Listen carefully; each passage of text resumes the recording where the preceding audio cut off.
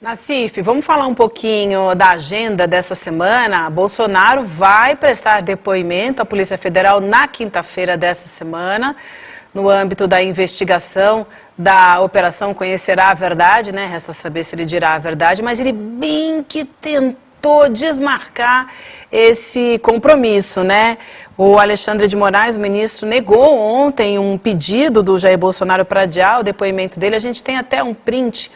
Vou pedir para a gente colocar com a fala do ministro e a decisão, né? Então ele diz que não assiste razão ao investigado ao afirmar que não foi garantido o acesso integral a todas as diligências efetivadas e provas juntadas aos autos, bem como não lhe compete escolher a data e horário de seu interrogatório.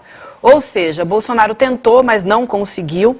Esse depoimento vai acontecer em Brasília, na quinta-feira, às 2h30 da tarde, e serão ouvidos outros investigados também simultaneamente nessa mesma operação aí, no âmbito nessa mesma operação que investiga a tentativa de golpe. Entre eles, alguns, não vou citar os 10 aqui para vocês, mas só para a gente ter uma ideia. O Valdemar Costa Neto vai ser um que vai ser ouvido também, o Anderson Torres, Augusto Heleno, o Paulo Sérgio Nogueira, ministro da Defesa, Mário Fernandes e o Braga Neto também. Todos serão ouvidos na quinta-feira, às 2h30 da tarde, simultaneamente. Nassif. Pois é, você tem aí o centro do golpe, né? Agora é interessante que uma das linhas de atuação dos golpistas envolvendo a mídia são esses ataques agora que têm aumentado de intensidade ao Alexandre de Moraes. É evidente, pô, o que está em jogo aí é o futuro da democracia brasileira, não se tem a menor dúvida.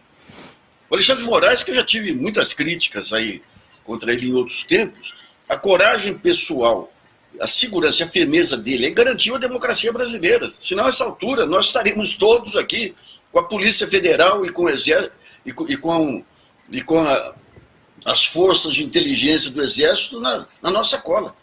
E os ataques que têm sido feitos ao Alexandre de Moraes, com editorais da Folha e do Estado, mostra a total falta de rumo institucional dessas elites brasileiras. Pouco importa para eles aí se, digamos, esse movimento pode levar a uma volta das milícias ao poder. Você tem todas as indicações aí das milícias no poder.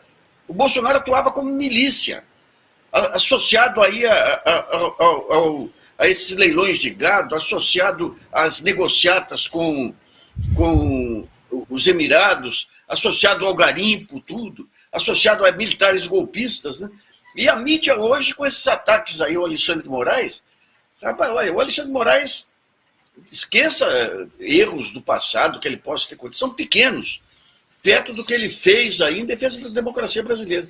Mas esses ataques a ele aí, e esse evento que o Bolsonaro marcou aqui para São Paulo, visa, entre outras coisas, tentar realçar mais aí o suposto arbítrio do Alexandre de Moraes, tentando comparar o Alexandre de Moraes aqui com a Lava Jato, uma destruindo a economia e o outro defendendo a democracia. Se você não tem recursos especiais em defesa da democracia, que democracia é essa? Nos Estados Unidos, qualquer tentativa de golpe contra as instituições democráticas dá prisão a longuíssimo prazo, né? Então é um momento de impasse aí, e falta ao Lula um discurso unificador. A gente tem insistido nisso. Voltando no depoimento do Bolsonaro, só queria chamar a atenção aqui, até legal, queria te ouvir também, Rodrigo, porque essa estratégia já foi usada antes, né, de colocar todo mundo depondo ao mesmo tempo para que não dê tempo, né, de combinar a fala, fica muito difícil, né, são 11 depoimentos ao mesmo tempo, 10 investigados mais de Bolsonaro, né, e a gente lembra que também uma das medidas foi que eles não poderiam conversar entre si.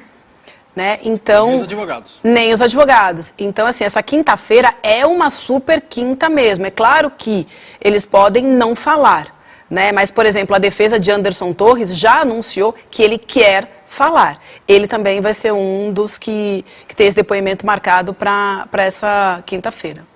Eu tenho certeza, né, que quinta-feira depoimentos, e o Bolsonaro está aí nessa lista, mas do Bolsonaro não vai sair nada, ele deve ficar em silêncio, ou responder de forma protocolar. Mas o Anderson Torres pode falar para tentar salvar o pescoço de alguma forma, e domingo é a manifestação. Então você tem colado, né, com a manifestação os depoimentos. E depois dos depoimentos eu tenho certeza que alguma coisa vai sair, vai haver vazamento das falas e de informação para de alguma forma tentar baixar a fervura, baixar o moral de alguma forma dos bolsonaristas visando também o domingo. Então tem esse timing também, na mesma semana, os depoimentos e a manifestação do próximo domingo, né, Nassif? Eu chamo a atenção para um manifesto que saiu aí dos presidentes das três casas militares aí da Marinha, Aeronáutica e Exército, defendendo a legalidade, contestando qualquer forma de ilegalidade, o recuo do Hamilton Mourão, a declaração de um ministro aí do Superior Tribunal Militar contra os golpistas. De alguma forma, dentro das Forças Armadas hoje, você está tendo uma redução, digamos, do campo dos golpistas, aí, especialmente depois que se constatou que o Braga Neto utilizava o gabinete do ódio aí para atacar os melancias, que ele dizia lá, né? Mas, digamos, esse movimento... Agora, o Bolsonaro, o Rodrigo já colocou várias vezes aqui, a sorte nossa é que nós temos um líder fascista medroso, né? A grande característica dos líderes fascistas é a impetuosidade, tudo. O Brasil, finalmente, conseguiu essa beleza de um líder fascista medroso, porque senão a situação estava pior. Né? Ele preparou o terreno, deixou rolar e foi para os Estados Unidos mandando dinheiro, inclusive, né? Numa perspectiva de, se tudo der errado, eu me escondo ali e tenho dinheiro para viver alguns anos, né? Se escancarar, se forem atrás de mim. Aí ele achou que tinha baixado a fervura, voltou, né? Para ver se ainda colhia algum resultado. Gozado que você tem alguns jornalistas, nem de colegas nossos, que não são, né?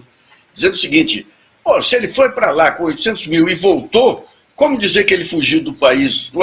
Ele foi lá para ver como que a situação evoluía. Claro. Quando viu que estava mais calmo, voltou.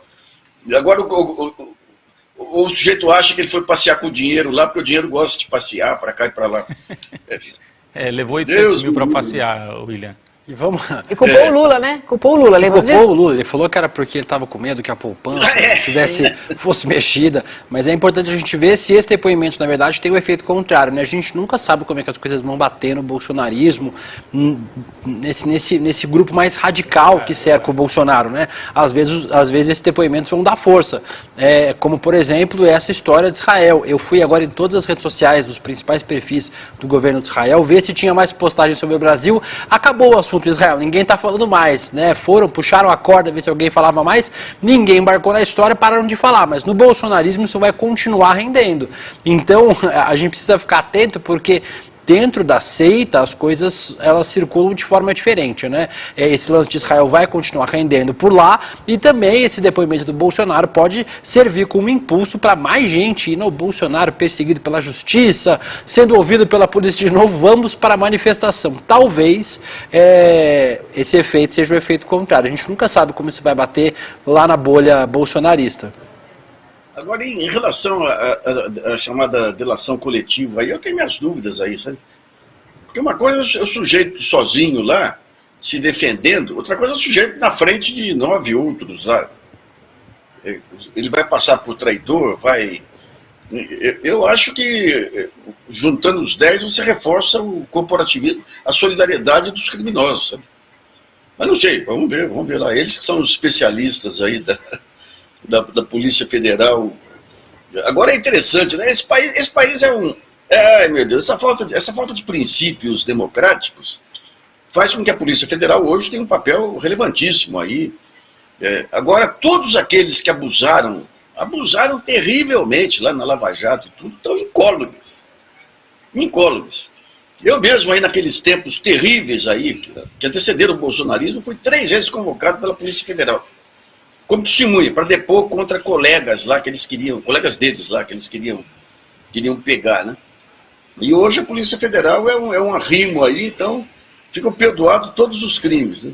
O próprio Alexandre de Moraes, que levou o Sérgio Etchegoyen, levou os militares para dentro do palácio, hoje, com justiça, ele é uma das âncoras da democracia. O problema é esse, né? Você tem os abusos que ocorrem do lado, daí você cria os vingadores se tornam os novos abusivos. Aí você tem que criar novos vingadores que se tornam Mas país sem tradição democrática, e a mídia, que devia ser o grande fator de equilíbrio aí, de defesa de princípios democráticos, é golpista. Esse negócio da Folha hoje aí, esses editorialistas... Rodrigo, eu estou há 50 anos no jornalismo. Eu já passei por editorialistas como Marcos Sintra, você imagina? Eu nunca vi editorialistas de tão baixo nível que nem os de hoje. Folha e Estadão, é uma coisa inacreditável. Inacreditável, são copydesks do pior bolsonarismo, sabe?